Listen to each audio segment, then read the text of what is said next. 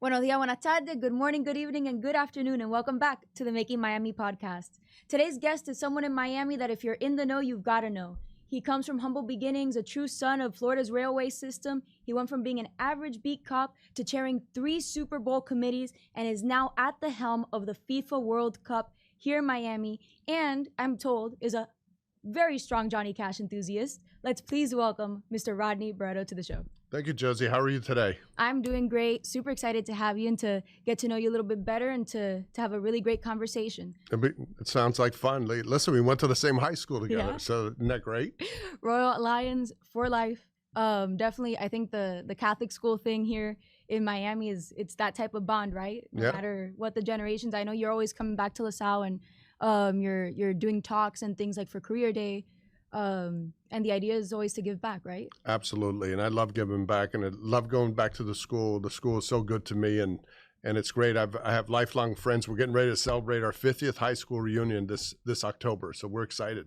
Yeah, there's something about, I definitely think the LaSalle atmosphere and the environment, as we were talking about before, that's just so unique, and it's the type of school where you make friends with people and you're still talking to them for the rest of your life. It's that type of place. It is. It's great. So I'd love to get a little bit into your background. So you have a long history, and I kind of alluded to it in the intro, Florida's railway system.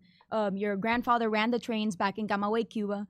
He then goes down to Key West and worked on the rail lines here established back in the day by Henry Flagler, a true moment in history. Your dad was also a major Miami power player back when opportunity was truly ripe for the picking here at a key point in our history. He's the man who donated the land for the baseball stadium. But as a young man, you took a very different route. After going to St. Michael's and then LaSalle, you decided to work for doing construction at Otis Elevator Company, which then took you to applying for the police academy. Today, your career has been extremely vast and varied, all types of different areas. Why deviate so much as a young man from the work in real estate and in the railways that your father and grandfather had previously established? Was it something that you wanted to create your own path? Did you have different interests? Was it that you were one of maybe 11 siblings and you wanted to go a different route? Talk to us a little bit about that. Well, first of all, you're right. So I'm one of 11 kids. We're all still alive, and it's a blessing. But you know, my parents, we were all blessed. We all went to St. Michael's like you did. And then my parents allowed us to say, hey, where do you want to go to high school? So several of them, brothers and sisters, went to Miami High. I had an older sister who went to Immaculata when I was in an all-girls school. And then a couple went to Columbus. And then when I came along, all my friends from St. Michael's were going to LaSalle. So I said, listen, I'm going to go to LaSalle. And I always thought I was only going to go there 1 year and then I would go to Miami High after. But I ended up staying at LaSalle, and it was a great decision that I made. As for my grandfather, yes, he was born and raised in Camagüey, came from Camagüey to Key West. He heard of a guy named Flagler building a train to Key West. Ultimately worked for Flagler in like 1907, and then he was killed by a train, or he was accidentally hit by a train, and then modern medicine would have saved him, but in those days he got the pneumonia in the hospital and died. So my dad lost his dad when he was 10 years old. So then my dad was born in Key West and ultimately moved up to Miami. He went to Jeju High School in downtown Miami, where he met my mother, and they were high school sweethearts and got married and had 11 kids. So, you talk about my career, being one of 11 siblings, my parents couldn't afford to send all of 11 of us to college. So they kind of encouraged us all to go to Miami-Dade, which we all did. We all went to Miami-Dade and got a 2-year degree. And then from there, ultimately I went to work for Otis Elevator Company, kind of found out that wasn't what I really wanted to do. I had an older brother who was working as a City Miami Beach police officer. And I looked at that and I said, maybe I'll try that. So at 19 years old, I became a policeman. And then in 1980, I was only on the police force less than a year. We had the 3 major things going on in Miami. We had the Mariel boat lift, we had the cocaine war going on, and we had the big race riot in Overtown in Liberty City. And so it was a big eye opener for me in those days, but a moment in time in Miami history, young Miami history, I would say. Yeah, definitely. And I think especially during that time, it was such an interesting era to experience Miami, and especially from the lens of law enforcement, right? Because like you said, that was not such a beautiful chapter in our history. It was our Scarface era, so to speak. That's right. The cocaine cowboys, Mariel. And so at that time, you know, the cops were dropping like flies, and the police department was kind of just picking up anybody that they could get to fill that void. And that led to an incident that you got to live through as a cop, which is the Miami River incident, which is infamous. You know, talk to us a little bit about that time and that whole infamous situation. Well, it was it was a sad day in the city of Miami Police Department history, and in fact, I was working with a confidential informant who kind of led us to the River Cop case. And I turned that over to a person that I worked with, and ultimately that case came to light. But it was a crazy time, and you're right. A lot of policemen left the police department. We hired a bunch of people because the police department, needed more officers. We were at the all-time low for the amount of police officers that were in the city of Miami. And then when they hired a bunch of people, they just hired them so fast that they didn't really do the proper background checks. I think that's what's happened, and it was a shame. So we actually hired a lot of bad people that shouldn't have been police officers. But, you know, ultimately I left the police department. I worked for a guy named Monty Trainer at his restaurant. He was the most visited, happening restaurant on the water in the bay in Coconut Grove. Monty's. Yeah, Monty's. It's still there today. And Monty, the person, is still alive. He's a good friend of mine. He hired me away, and then I went to go work for him. He had 9 restaurants and clubs at the time, and he introduced me to a lot of the things that I worked on publicly with him, which was like the Miss Universe pageant, Miss Teen USA. We brought the Wheel of Fortune show here. It was back then there was no convention bureau. Monty was the convention bureau. So it was a fun time for my life and fun time in his life, all the things that I got to work on with him. Yeah, I think you lived during an especially interesting era of also Miami politics, which was Monty Trainer, Steve P. Clark, all the great good old boys of classic Miami politics, right? Yep. And you got to work personally with Monty Trainer extensively. You worked with him at the restaurant, and then he brought you on. And then you alluded to the Greater Miami Host Committee, the nonprofit that was around before we had any Chamber of Commerce or anything like that. Right, and I ran that. I was the executive director of that. Monty was the chairman, and we did a whole bunch of things. You know, we created the Big Orange, which is still celebrated today down at Bayfront Park. So that was one of the bright spots of that. But we created that event because we had the Orange Bowl Parade, and everybody would come downtown from Miami for the Orange Bowl Parade. And then after the parade, there was nothing to do. So I said, well, everybody's down here. Why don't we have a concert and fireworks and celebrate the new year? And that's what we did. And it became a huge event. In fact, I remember when Pitbull took it over, him and I had lunch, and he asked me why I created the event. And I told him just what I just said. I said, because there was a void. And I was so happy to see him take it over because it was on the network news. I mean, a network show, and he did a phenomenal job with it for a while. How did Pitbull come to take over that event? At the time, it was just one of those times where he heard about the event. It was an opportunity. He wanted to rival New York. New York was always on TV, so they did. One of the leading stations took it on and tried to rival New York. New York's tough to beat with that, but Miami's has the ability to do a lot of things, and they could beat them.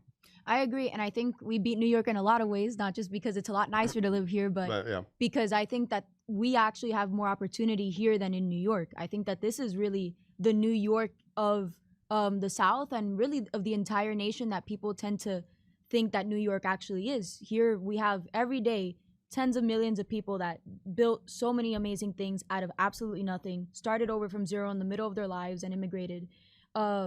And really, like, we are a world-class city, and that's why everybody wants to be here all the time now. Yeah, it's I often tell people, we're not the hottest city in America, we're the hottest city in the world. Everybody wants to be here. Yeah. And it's so funny. I just met a new neighbor the other day, and him and his wife, and I said, where are you from? He goes, he's from New York. And I said, why'd you leave? He goes, Mandami. And the new mayor, because he chased him out. And I said, well, I can't blame you, so. Can't make everything free and expect it to work. Exactly. So. But yeah, so listen, Miami's an exciting time. Listen, we speak 120 different languages every day in Miami. We are a melting pot, and you're right. What we as Miamians, when we used to go to New York to go to the shows and go shopping and for the dinners and the nightlife, we have that here all now.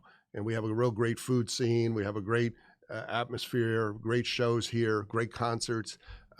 All Latin America comes to Miami because of the language that's spoken here. They get their health care done. They go shopping here. They enjoy our community. They feel comfortable here. There's no reason for them to go further than Miami. I 110% agree. And in going back a little bit in history to how we eventually got to this point, apart from those things, Miss Universe, Miss USA, the Wheel of Fortune, you were also one of the first people involved. Well, the first ever Bayfront Park Trust. You were part of that.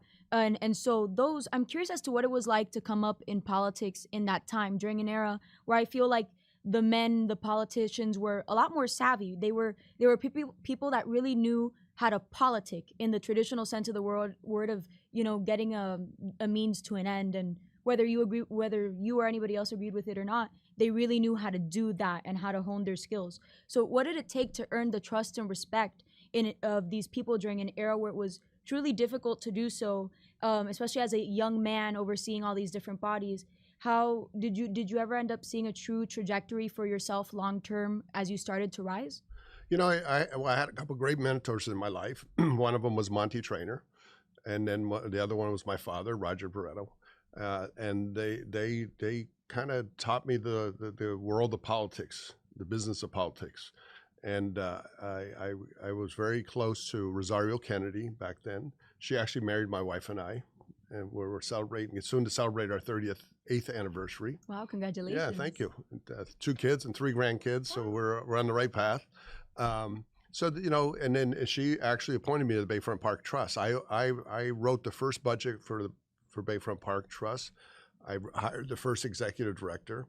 And we brought in Roy Orbison, who opened the park, and we had a beautiful concert there. And the park has done nothing but done very, very well for the city. It makes a lot of money, and a lot of things that we put in place back then. The board at that time is what prevails today, and why the park is so successful. Back to the politics of it, So like I had several mentors. Steve Clark was my actual godfather.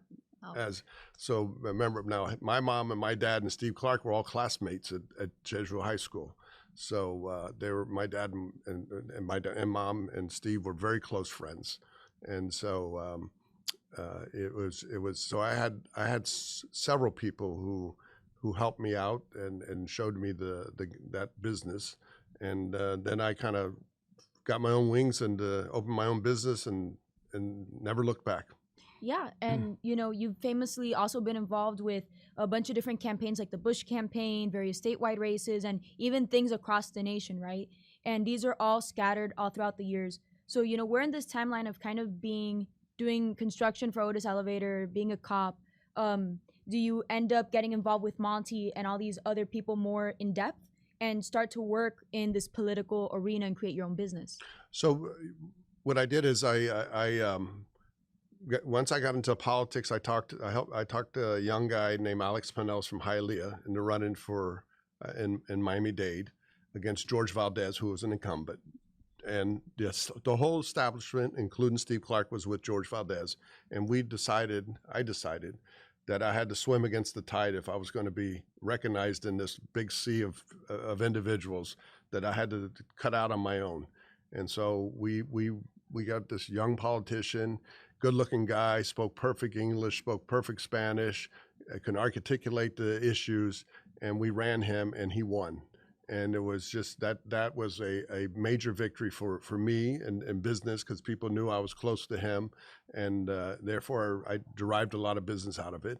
But then from there, on the political side, then on the business side, I built several small companies. I built the largest surface parking lot in downtown Miami. I sold that. I built an electronic medical records company and hosted all my data at the NAP downtown. A company came along and bought that company. I bought and sold a lot of different real estate. So I did a lot of things, kind of morphed from there. but we still have the political consulting firm. It's very active and it's very well respected, and so things are good. I've been blessed. Absolutely. And I think that your varied success as a businessman is partially what makes you so interesting, right? Because some people get very much pigeonholed.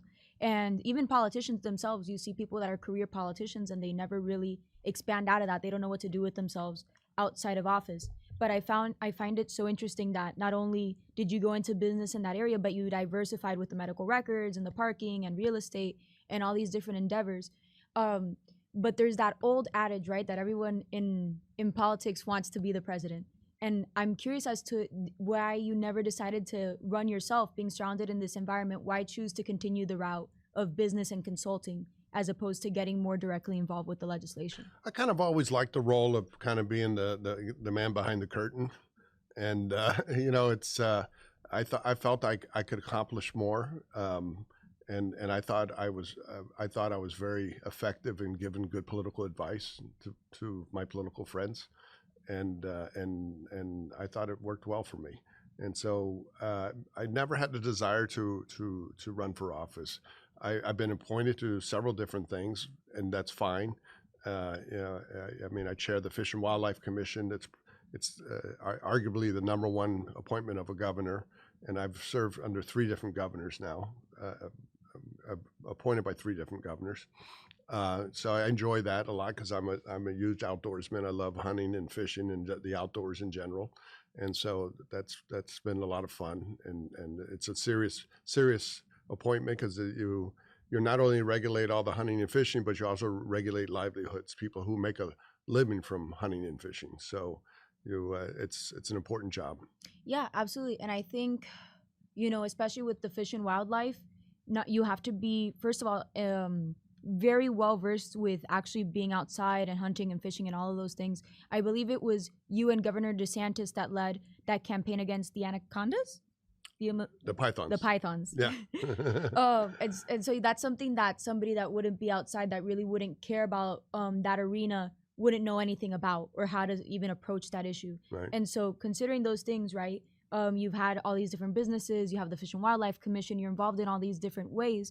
How was it that you became the first person to ever chair 3 Super Bowl committees? So Dick Anderson, who's a former Miami Dolphin player, he played for the undefeated team. He was the first chairman of a host committee, and we actually had the first host committee down here that he was chairing for a Super Bowl, and he asked me to serve on his committee, and he asked me to help him with all the politics, the state politics, the local politics, and I did all that for him.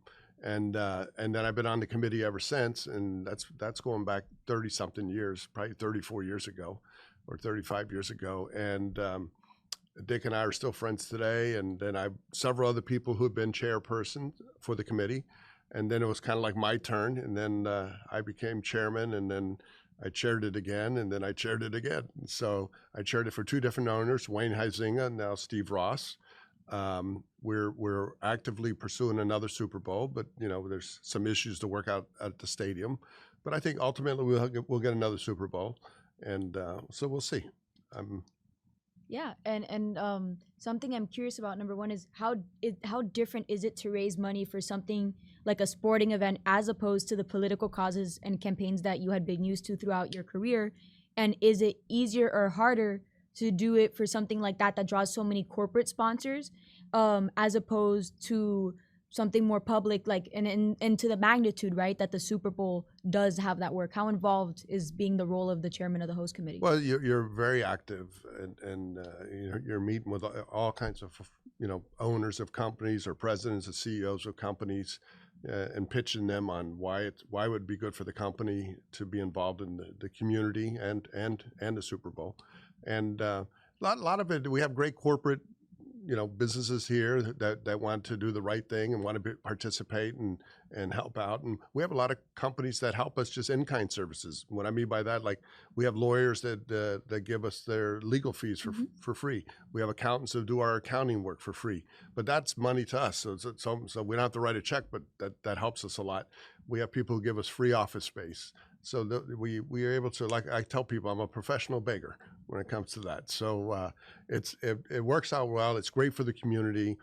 They get access to the Super Bowl tickets. They get notoriety for helping us out for their company. So it all works. It all works hand in hand, and it's a lot of work. And then of course we got a lot of volunteers. We have all kinds of different committees that we put together. But it's a major undertaking, but it's great for our community. 100%. And notably, it's not just that, but the undertaking of doing the financing and the fundraising. Fundraising in and of itself, I consider it a talent because not everybody knows how to do that tactfully, tastefully. And you are the only Super Bowl host committee chairman, I believe, to raise $100 million. Over 100. Over 100 million. Yeah. So, well, we beat that with FIFA. We raised a lot more for FIFA. So, yeah. Well, actually, that's great because I wanted to move now into FIFA and how the World Cup is coming to Miami now in June. You guys are following up an insane event season, F1, the PGA, the Miami Open. As committee chairman, how do you guys follow up and keep fans engaged after all these different events, the time, the money they spend, amongst everything else vying for their attention in a city that has constant events going on? So it's funny you say it that way. So F1 is our client, and so we work closely with them. And I was at F1, and then I had lunch with Eric Trump about 5 months ago, and he asked me to serve on the Cadillac Championship at the RAW. And so I was on a small committee where we called the host committee, and we had to raise a bunch of money. We sold the event out, so it did very well. So, but it was the same weekend as F1, so I would go back and forth. So I was at F1 in the morning, and I go to the golf in the afternoon, and vice versa. So it was a very busy weekend for me, but we had a blast. And then, of course, now that that's over, all eyes are on FIFA. So everything, Miami is a very busy town. There's all kinds of things you can do on any given day or weekend. But now the FIFA games have not been here in America in 30 years. It may not happen again in our lifetime. Think about it. It took 30 years to come back. So if it took another 30 years, I don't think I'll be here. But it's going to be great for Miami. We're going to have 7 matches at the stadium, at Hard Rock Stadium, and we're going to have the bronze final there. Not only that, we're doing 23 days, starting mid-June to the end of to July 5th. We're going to have a big activation, free event for the public in Bayfront Park called Fan Fest. So it's going to be amazing. We're going to have all kinds of DJs, live bands. We're going to televise all the matches that are not played here. We're going to televise all the matches that are being played. Is there any registration for Fan Fest, or can people just come as they please? Just come as you please. Yeah, it'll be open, basically from morning to night. So we'll be. A lot of the schedule will be promoted soon because we had to get past F1 and get past the Cadillac Championship. So now people will start focusing on FIFA. Yeah, now all eyes, like you said, are on FIFA. All eyes are on FIFA. And, now we've got to talk about the Inter Miami Stadium. There was a huge push to finally get it open. And now that we're seeing it, we're also seeing massive interest and massive traffic by the airport, by highway exits, by basically all roads that lead to it. Notably, it's hard not to notice that it's right next to the airport, and its development had a lot of struggles with articulating the nuances of dealing with that. What steps are you all taking to prevent even more mass, now international traffic, right, in a key thoroughfare for Miamians, and prevent another incident like the one that we had with the Copa final at the Hard Rock? Well, interesting you say that. First of all, I was at the new Inter Miami Stadium match, and the stadium is beautiful. And it really, I thought it would be kind of a crazy time, but it's only 25,000 people, which is not really a lot of people. I had an easy time getting in and an easy time getting out, and it was great to watch the match. And what a great venue! It's beautiful. You can hear the jets when they take off, though. Yeah. No, I'm sure you're right next to it. So, right?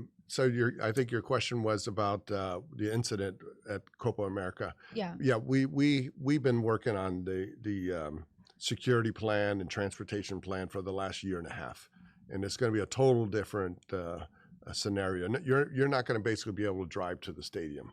You're going to have to drive and park off-site, and you're going to be bussed into the stadium. Okay. And the transportation plan will be rolling out here soon, so the public will be aware. And so there'll be several perimeters So you won't, if you don't have a ticket, you're not going to be able to get next to the stadium. So unlike Copa, a lot of people didn't have tickets and they were able to get right next to the stadium. That won't happen. And that's why we're doing Fan Fest. We were encouraging people without tickets to go down to Bayfront Park. There's going to be all kinds of TV screens there, and we're going to be televising the matches there. Yeah, and you give them a great outlet to be able to enjoy it and everything. I really agree, and I think it's very prudent of you all, the way that you're handling the security, because I very much agree. And I said it myself to my friends when the Copa incident happened. I don't understand why they would let people into even the parking lot that don't have tickets, because then that's when this type of stuff happens and it gets out of hand and you see these stampedes. Right. So definitely I think you guys are much better equipped to handle the mass crowds, the traffic and the security concerns, especially after that incident. And part of the reasons that we anticipate so many of the visitors, besides the fact that everyone wants to come to Miami and it's the World Cup, it's one of the most probably internationally involved sporting events besides the Olympics. Yeah, right? And it's amazing because the fans are crazy, you know. So they really, like, we met with this Scottish group and they said, listen, we're bringing 1,500 people. We don't even have tickets. We're just coming because we're going to dress in our Scottish garb, and we're going to be out there and we're going to be making a lot of noise and we're going to be cheering on our country. And you got to love that spirit. I mean, the Argentine team is crazy fans. So we saw that because they were part of the fans that were at the Hard Rock. At the Hard Rock. But yeah, I mean, you think about it. I mean, these are countries. And so if you only get like 1% of the country coming here, that's a lot of people. So yeah, so I think we're going to do really well. And actually, we're monitoring the Airbnb reservations and hotel reservations, and it's up. So in June and July, usually in Miami, the reservations are down because it's a slow travel time. But Airbnb is up like 200%, and the hotels are up like 50%. So. How do you guys get to coordinate with companies like Airbnb to be on top of those statistics? Through the Convention Bureau. So the Greater Miami Convention Bureau does all that for us. Okay, wonderful. No, and apart from the game, right, we're set up to see a really interesting World Cup season, right? We're seeing a changing of guard. This is probably Messi and Ronaldo's last World Cup. And then we're seeing a lot of really new, young, interesting players. Everyone's excited about Spain and France. We've got Mbappe over in France. And we've got some other players like Haaland, Bellingham, Cole Palmer that represent that new generation. There's another player from Spain, Yamal. So my question for you, Mr. Chair, who do you think's going to win? Well, first of all, let me respond. We have the Portugal-Colombia match, which is the most sought-out ticket in the matches right now. We have requests for 5 million tickets for that match. The stadium only holds 6,500. Wow. 65,000, I'm sorry. So think about that, right? The amount of, because you're right, because Ronaldo, maybe his last match, maybe his last World Cup that he ever plays in, so his fans want to come see him play. Yeah, and then you've got the Ronaldo crew, and again, all these young people, and I believe that you guys also have an expanded roster, right? We've got 48 countries coming in, right. So you have like, I believe Haiti's another one that's joining in this year. The Haitian team hasn't played in a World Cup in 50 years. Wow. And so with a large Haitian community here in Miami, they got to be very excited about that opportunity. And so we actually released a video today on that. To promote that. No, absolutely. So considering that expanded roster, what is it like to coordinate? Because there's 3 countries that are going into the World Cup, and where matches are being held. What is it like coordinating with the different countries? So, we really just got to worry about Miami, but we're in coordination with all the other cities throughout America. And you're right. There's 3 countries. It's Mexico, Canada, and United States, and that's the first time they've ever had this expanded World Cup, matches. So it's going to be exciting for us because, it's a great opportunity to in the final games to get some really good matches as well, because we only announced the first 3 matches. The final games were going to be a lot of fun. Absolutely. And so going back to your Super Bowl roots, how did your experience there as a committee chairman for the Super Bowl 3 times help with being World Cup chairman? Especially now, there's lots of talk about how FIFA is kind of taking notes from the Super Bowl, right? For the first time ever, we're going to have a halftime performance with Shakira, BTS, and Madonna being featured. So how is this all going to work out, and what lessons are you taking from the Super Bowl to the World Cup? Well, it's not so much. First of all, the World Cup is the most popular sport in the world, and I think that they've looked at some of the great ways the NFL runs their, the NFL is the most popular, sport in America. So I believe that both the NFL and FIFA can learn from each other, and I think they have. And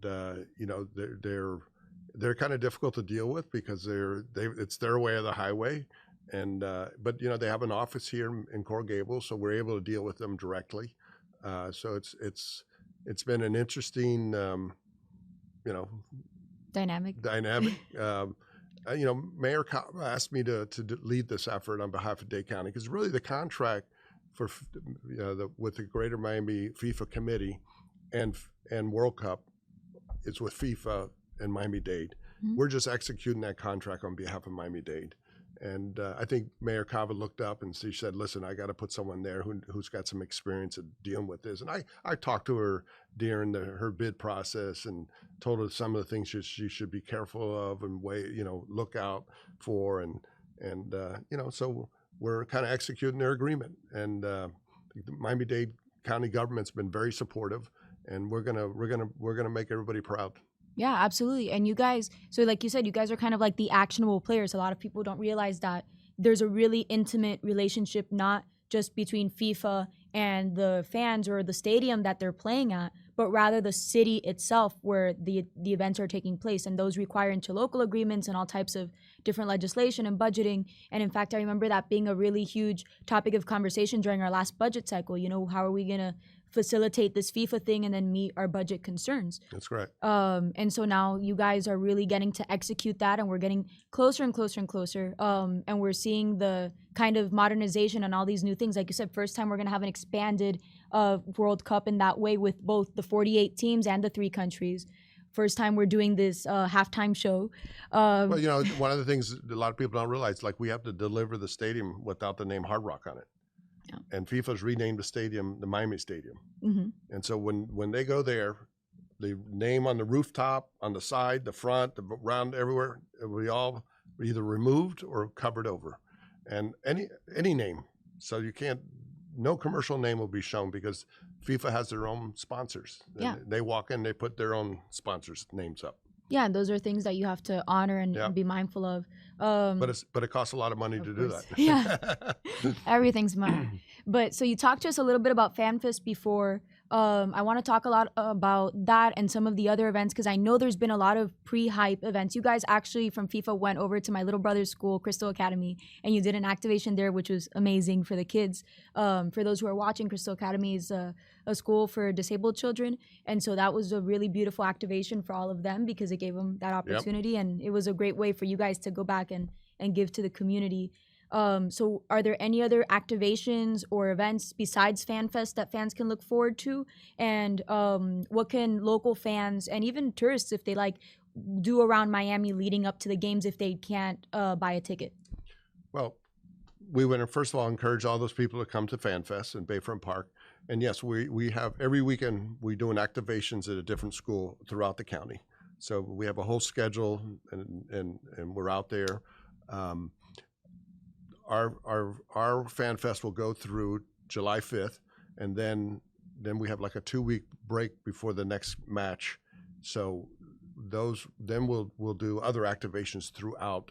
Bayfront Park will be shut down, but then we'll go north, central, and south of the county, and we'll have other activations going. So be just. How can people keep tabs on it? Is it like on your Instagram? Yeah, it's on our Instagram. We're going to be putting out a bunch of media. Our whole media rollout is just getting ready to. We didn't want to get drowned into the F1 and the Cadillac Championship. So now our time to shine is getting ready. We're really getting ready to roll out a lot of stuff. Absolutely, and I think it's strategic timing from you guys because, like you said, we had, and we talked about it. We had all these other events, and so each one kind of had their little time, and now it's FIFA's, and so tying all of this together, right, from your humble beginnings as a young Cuban American kid working, installing elevators, to now being a true behind-the-scenes whiz of the Miami sphere, as I like to call it, and sharing international sporting events. You've talked a lot in the past about your ability to be present with your family, to continually keep working because you make sure to have fun, and notably always mentioning how your dad always went to all of your football games in the grand scheme of things, right? how does someone as high achieving as yourself make sure not to lose themselves in the grandeur and the pomp and circumstance of politics, business, and things such as the World Cup? I think it's difficult, but I think I keep a really good balance. I get invited to something every night, and of course you can't do it every night. I spend time on the weekends with my wife and my family, and we play golf or we go out fishing, but I think family time's important, and it keeps me grounded, it keeps me humble, and I think it just makes you a whole person, and I work at it. That's not easy because it's just so many things going on, and but I'm only one person, so I can't do everything. So, but I encourage everybody who does this to keep a balance. You got to keep your feet on the ground, and your family's important. They're important backbone. You're great support, and they're part of who you are. Absolutely. So maintaining that family base for you really has kept you anchored during all these years, you would say? Absolutely. Yeah. Really has. Yeah. And I think that's a beautiful message for everyone that's watching, for anyone that might aspire to go into business or politics at a high level. Because really, once you lose that connection and that humility, it all goes out the window. Well, there's some, like often people say, like my wife is very supportive of all the things that I do. And, sometimes it takes me out to 10, 12 o'clock at night, but she's very supportive and, and provides the strength for me. So like she doesn't give me a hard time about it, but she's supportive because she knows I'm doing something great for the community. And of course my kids they look up at their dad and they say, wow, we're proud of what you're doing. And, so it works. It's not easy because you do sacrifice certain things, but more and more, they know that I'm there for them, and we spend time together. Yeah. I think people underestimate the value of like a truly good partner. Yeah. Yeah. I was having this conversation with someone recently, and it's, if you're a person, again, that really has big aspirations, having a supportive partner is one of the most important decisions that you will ever make in your life, because it can sink you or it could really lift you up. And you said it earlier. I remember my dad coming to all my high school football games, and he was a busy businessman, but it meant a lot to me, and I let him know before he left this earth how important it was to me. And now today, like tomorrow at 11, I'm going to my granddaughter's graduation of her kindergarten class, but I know she's going to be really look up and be proud that I'm there, right? Of course. So. No, I know that she's going to be absolutely so happy to have her family there. And so would that be your final message to anyone that's young, that's watching, that might want to pursue that type of career going forward, to really just stay grounded in that? Yeah, I think everything has a balance, and I think you can't go all in on wanting something and neglect the people who help bring you to the dance, right? So I think it's important that you pay attention to your family. I think it's important you pay attention to your children. You may not think they're paying attention or looking, but they are. And they're watching you. They're learning from you. And some young people sometimes don't know how to express themselves. And I would tell parents today. I tell them all the time that the children are paying attention, and they are trying to express themselves. So pay attention and give them their proper attention, because that's important. Absolutely. It's important to stay present, to stay focused, and to really stay connected to our roots. And on that note, I think is a beautiful way to wrap up the episode. Thank you so much, Rodney, for coming on, for having this great discussion with us, and thank all of you today for watching. Well, thank you.